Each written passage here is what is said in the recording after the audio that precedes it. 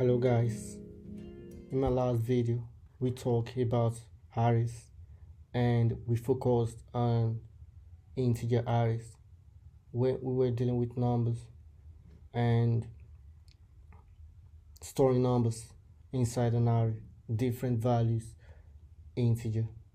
So today we're going to be storing character inside array, and that's what we call strings.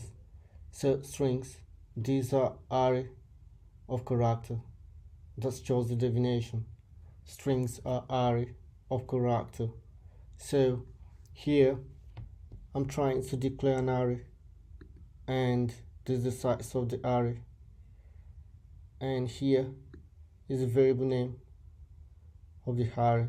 So I'm trying to declare a variable, and this variable is going to be an array, and here data type of the array. So from here we can see that the data type is a character. So I'm using char because it's a character, and we call this word, but they're actually combination of different characters. Compiler does not know this as word, so compiler deal with this like combination of different random characters, and we use an array to store this because we want to store them next to each other. In my last video I talked about array that they have to be next to each other, which means each time we store this they must be next to each other like this. We can't just scatter them inside the memory. So let's say for example I'm trying to store London here, so I'm going to be storing them like this. So this London, and now what is the size of this string? The size of this string is 6, because if we count the letters, these are 6 letters, but I'm using character array, that's 7. So that means this one this one array that does not have anything. So every time we store strings, we always leave a space. We always leave a space. So if your string is 6 letters, you have to use 7 character array. So if your string is 4, you have to use 5 character array. And why is it like that? I'm going to explain that. So let's say for example compiler is trying to read this. So compiler does not know the size of this array. Compiler does not store the size of this array. So even though I'm trying to indicate the size here, compiler does not store the size. So let's say for example compiler wants to read this in the memory. It's just going to keep reading like this, and it's going to keep reading like this. It's never going to stop. It's never going to stop because it does not know when this when this character is going to end. It does not know when this string is going to end. It does not know the size of the character array, so it does not know the size. Unlike integer array, the compiler always store the size. So if this is 7, it's just going to know that okay, I'm going to read 7 times, so I'm going to read 7 compartments in integer array. But in strings, compiler does not store the size. This is very important, and I'm going to be explaining why compiler does not store the size. Let's say for example I'm trying to store 4 values. These are 4 values, and this is the size. So this is valid in C programming because 1 2 3 4, so this is 4 size, so it's going to be enough to store the value. So I'm just going to store all of them like this. But when dealing with strings, we need to leave a space for string terminator, which is going to be null.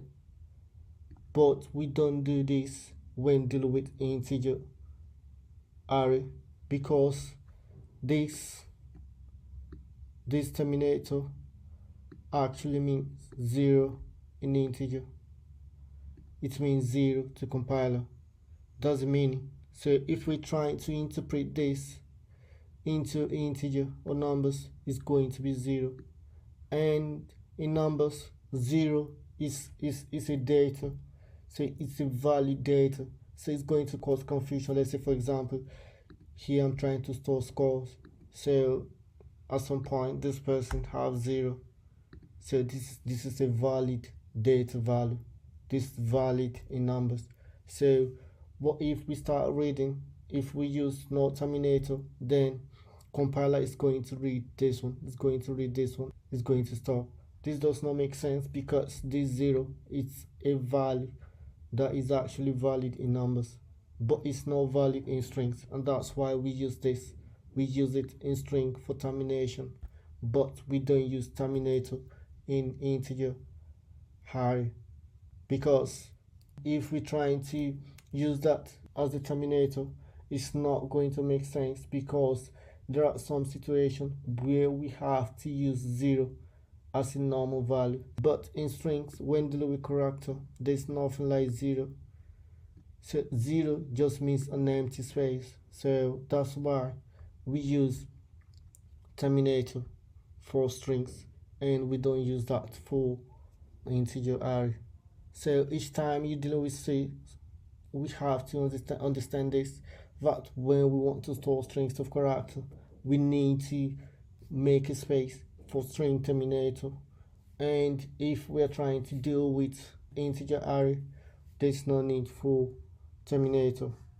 When I explain escape sequence in beginner playlist, I talk about escape sequence, and I explain something like this as string terminator. This is what we call string terminator. This is what we use to signal to the compiler that this is the end of the strings.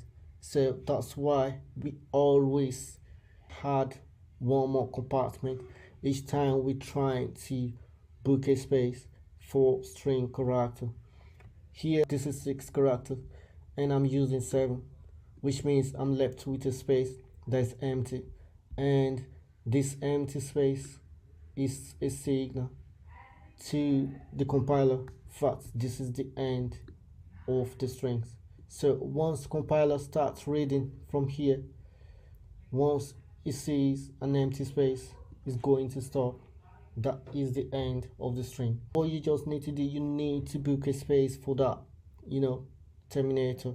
So let's say, for example, here I didn't put string terminator. I was supposed to put something like this. So this is a string terminator. This one is a string terminator. I was supposed to put something like this to let compiler know that this is the end of the string, but you don't have to do that. This is going to be added automatically. What you just need to do, you need to make sure that the space you're trying to book is not equal to the number of letters. If not, compiler is going to give an error because it needs space to store the string terminator. When I explain declaration of variable and initialization of variable, and also I talk about assignment, I didn't talk precisely because I want us to get to the stage where strings is going to tell us that assignment is different from variable initialization. So variable initialization is totally different from assignment, and it's difficult for us to know the difference without dealing with strings. So let's say, for example, here this is variable initialization. So here I'm trying to initialize this variable. First of all, this declaration, and this is assignment. So when you declare variable and you assign at the same time, it's called variable initialization. So when you declare variable first and then you try to assign values or character, that is called assignment. So that's different between variable initialization and variable assignment.